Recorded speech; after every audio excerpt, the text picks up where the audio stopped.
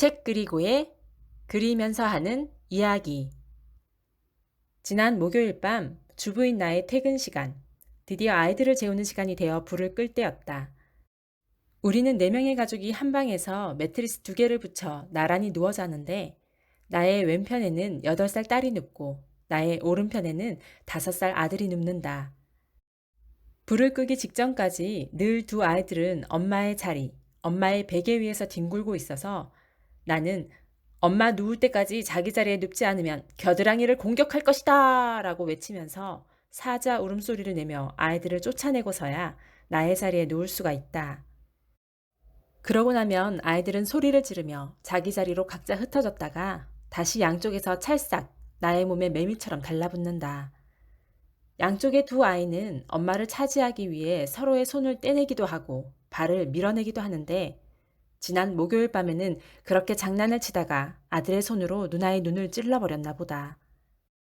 딸은 서럽게 울었고 엄마인 나는 순간적으로 피해자인 딸의 울음소리에 날카로워져서 가해자인 아들에게 누나 눈을 찌르면 어떡해? 라고 혼냈는데 그때부터 아들이 대성통곡을 하며 울기 시작하는 것이다. 모르고 그랬어. 그렇다. 일부러 그런 것이 아니었다. 그것은 나도 알고 누나도 알고 있었다. 그러나 많은 경우 아들은 감정 조절이 어려워서 공격적인 행동을 보일 때마다 누나보다 더 많이 제재를 당해야 했고 혼나야 했다. 아들은 그날 밤 꽤 오래 울면서 나에게 속마음을 털어놓았다. 엄마, 나도 여자로 태어났으면 좋았겠어. 남자애들은 다 나빠. 내가 얼마나 힘들었는지 알아? 유치원에서도 남자애들은 맨날 혼나. 남자애들은 맨날 장난만 치고 싸우고 그래. 여자애들은 다정하고 따뜻해. 나도 여자였으면 좋겠어. 5살 아이가 이렇게 말하는 것을 혹시 들어본 사람이 또 있을까? 나는 적잖게 충격을 받았었다. 나는 그동안 단순히 그때그때 상황만 보면서 판단하고 아이들이 싸우거나 울거나 하면 그 상황만 해결해주면 끝나는 줄 알았다. 그런데 이렇게 깊은 통찰력이 있을 줄이야. 8살 딸은 나에게 너무나 예쁜 아이이다. 아들을 돌보며 그의 끝없는 고집에 한 번씩 멘탈이 흔들리고 화가 머리 끝까지 날 때마다 엄마인 나를 위로해주고 동생을 돌봐주었던 딸이다. 둘째 출산 후 밤새 울어대는 아들과 엄마가 다른 방에서 따로 잘 때도 울음을 꾹 참으며 아빠와 잠이 들었던 딸. 그리고 그 기간을 지나 온 가족이 한 방에서 자게 된 지금도 엄마의 품을 독차지하려는 동생의 욕구를 조용히 바라보며 인형을 안고 잤던 딸. 둘째가 3살, 4살이 되면서 이제 둘은 대화가 통하기 시작했고 가장 좋은 친구이자 가장 강력한 라이벌로 성장하고 있었다. 많은 경우 둘째는 울음과 떼씀으로 자신의 것을 쟁취했고 딸은 억지로 양보해야 하는 상황들을 겪어야 했다. 한편으론 가끔씩 딸이 동생을 일부러 약올리고 화를 돋우기도 했다.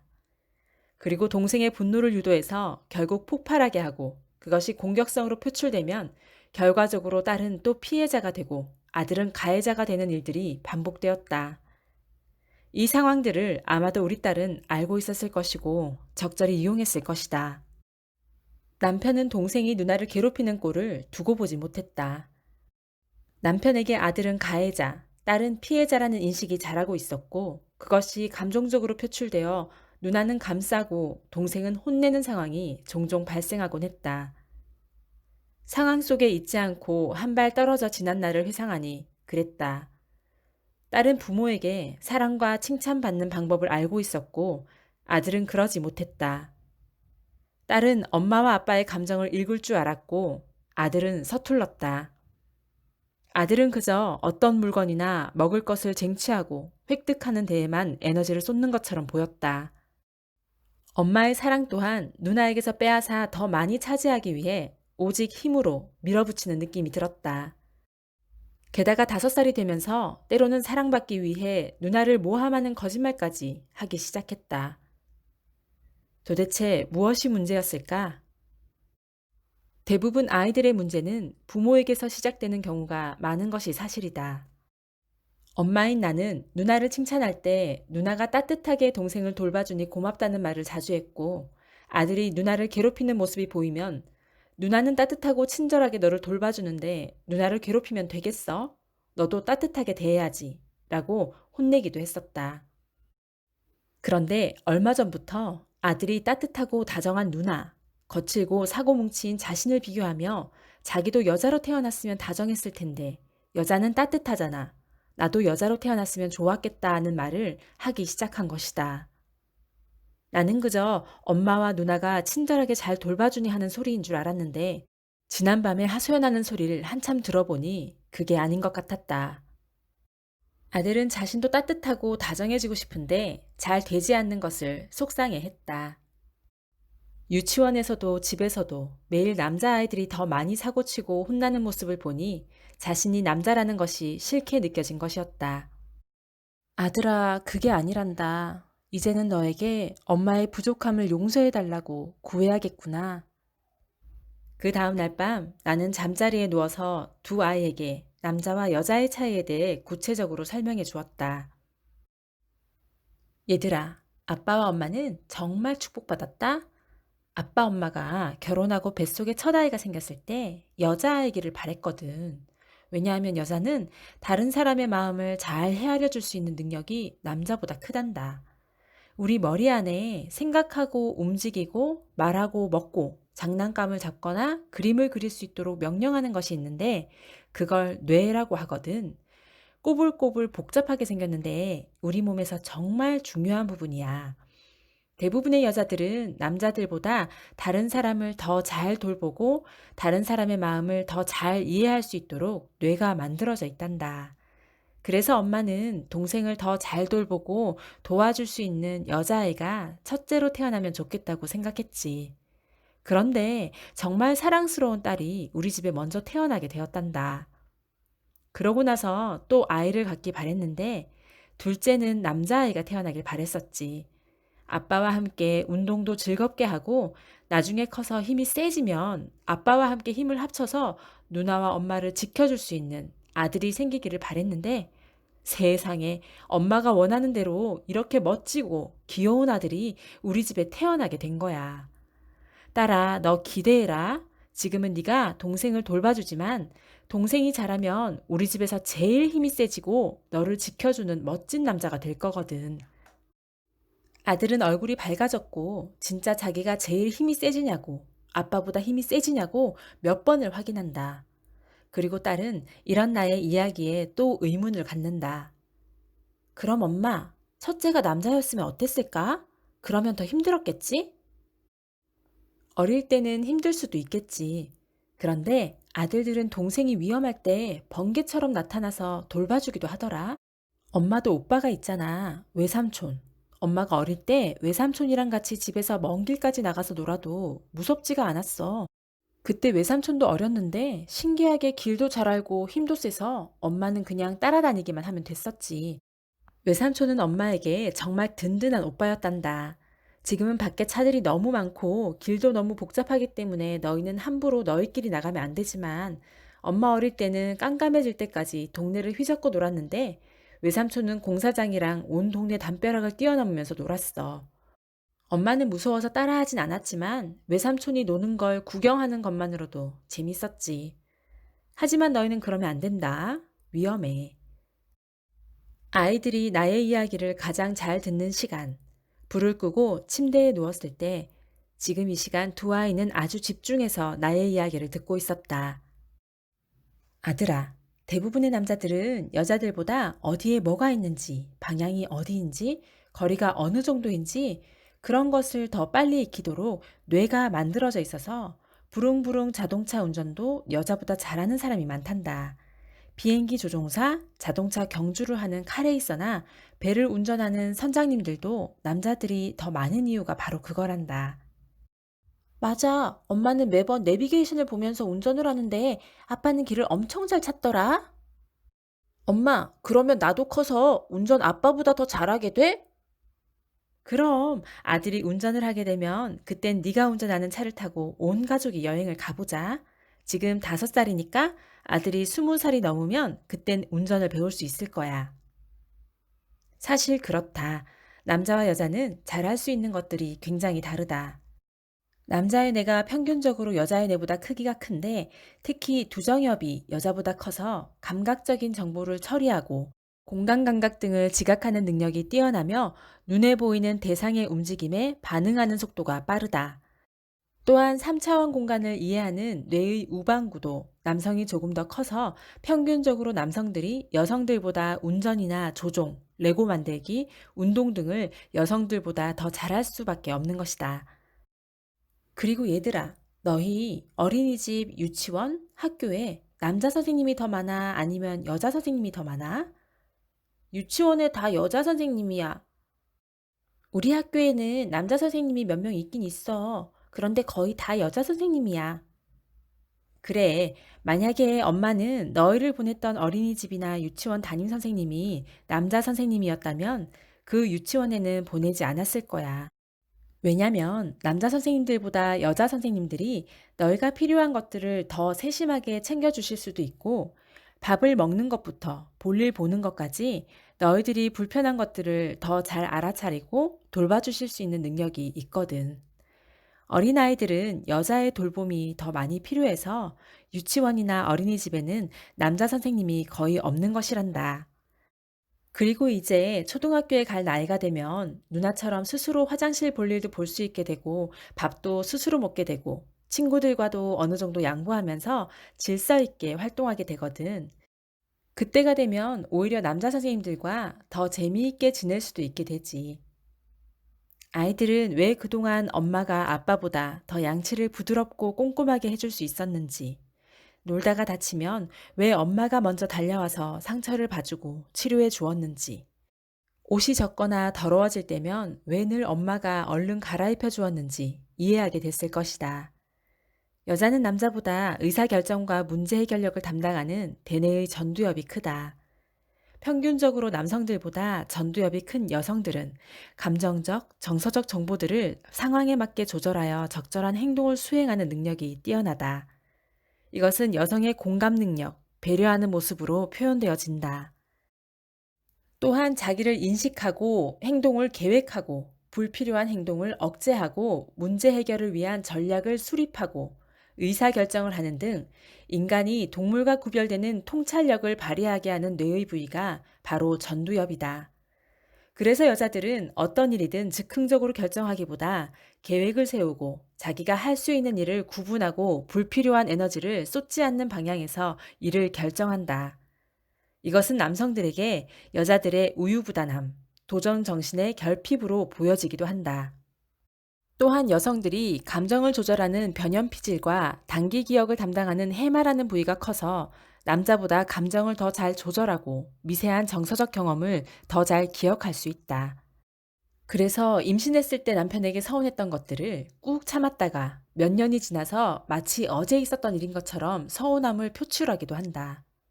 그러나 이러한 정서적 기억력이 낮은 남자들은 도무지 이 여자가 하는 소리를 이해하지도 기억하지도 못한다. 여자들은 좌뇌와 우뇌를 연결하는 뇌량이라는 부위가 남자보다 두꺼워서 세부적인 것과 전체의 정보를 함께 종합하는 능력이 뛰어나다. 덕분에 이것은 여자들이 눈치가 빠르고 남의 기분을 잘 맞출 수 있는 모습으로 드러난다. 또한 동시에 일을 수행할 수 있는 능력이 뛰어난데, 예를 들면 여자들은 전화를 하면서 동시에 요리를 하거나 옷을 다리고 화장을 하면서 운전도 할 수 있는 초능력을 발휘한다. 게다가 이 뇌량 때문에 남성들보다 여성들이 좌뇌와 우뇌를 동시에 사용하며 들을 수 있어서 실제적으로 남성들보다 청력 또한 뛰어난 것으로 측정된다. 거기다 여성들은 뛰어난 언어적, 감성적 능력도 지닌다. 뇌 손상으로 자네의 언어 중추가 손상되었을 때도 여성은 양쪽 뇌를 골고루 사용하는 덕분에 실어증에 걸릴 확률이 낮다고 한다. 이 결과로 말싸움에서 도무지 여자를 이길 수 없는 남자들은 결국 화를 참지 못하고 물건을 집어 던져버리는 일들이 발생하기도 한다. 남성 호르몬인 테스토스테론은 남자들에게 공격성, 폭력성의 특징을 가지게 하며 여자보다 상대적으로 전두엽이 작은 남성들은 행동을 억제하는 능력이 선천적으로 낮기 때문에 더 충동적인 행동을 하는 것이다. 남자들 중에서도 여성적인 뇌를 가진 우리 남편 같은 경우는 전화를 하면서 동시에 손톱을 깎기도 하고 말다툼에서도 현란한 말솜씨로 나를 반드시 이기고야 만다. 그러나 남편이 어쩔 수 없는 남자라고 느끼는 포인트가 있는데 남자와 여자 시신경, 망막세포 구조의 차이로 남편은 여자인 나보다 색깔 구분을 잘 못하는 반면 차종이나 기계의 종류 및 기능 등 각종 움직이는 것들에는 엄청나게 빠른 습득력을 보일 때이다. 얘들아, 거꾸로 만약에 너희가 심하게 다쳐서 수술을 해야 하는 일이 생긴다면 엄마는 남자 의사 선생님이 빨리 수술해 주기를 바랄 거야. 왜냐면 남자들은 어떤 심각한 일이 생기면 그 문제에만 집중해서 빨리 판단하고 행동할 수 있는 능력이 있거든. 그것은 남자와 여자의 뇌 차이 때문이기도 하고 호르몬의 차이 때문이기도 한데 남자들에게는 남성 호르몬, 테스토스테론이라는 것이 여자보다 훨씬 더 많아. 이 테스토스테론은 어떤 일에 빠져들어서 집중할 수 있는 능력을 높여주지. 그리고 뭐든지 할 수 있다는 자신감도 높여주고 또 기분을 좋게 해주기도 한단다. 그래서 수술에 집중해서 사람을 살려야 하는 외과 의사 선생님들을 보면 남자들이 훨씬 더 많아.